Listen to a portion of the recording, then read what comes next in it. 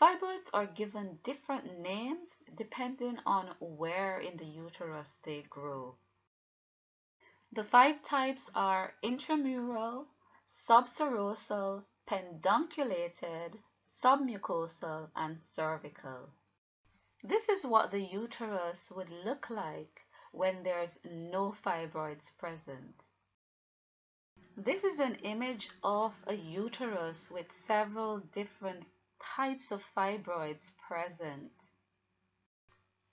First up is intramural fibroids, and these fibroids develop within the wall of the uterus.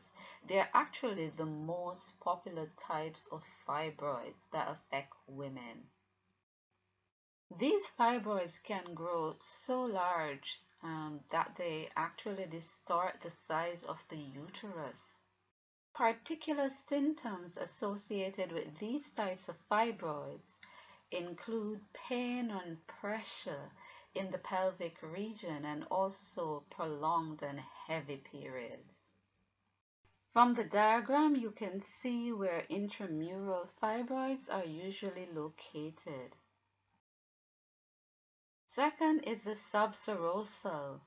These fibroids grow on the outside of the uterine walls. These fibroids can sometimes press on the bladder, which causes urinary difficulties. These fibroids can cause backaches, and this happens when the fibroid bulges from the back of the uterus and presses on the spinal nerves. In the diagram, you can see an example of the subserosal fibroid. Third, pedunculated fibroid. These grow on small stalks inside or outside of the uterus. From this diagram, you can see an example of the pedunculated fibroid. As we can see from the diagram, a pedunculated fibroid could be a subserosal or a submucosal fibroid that has grown on a stalk. For submucosal, these fibroids grow just underneath the lining of the uterus. These fibroids are also associated with long, heavy periods. They can also cause problems for women who are trying to get pregnant.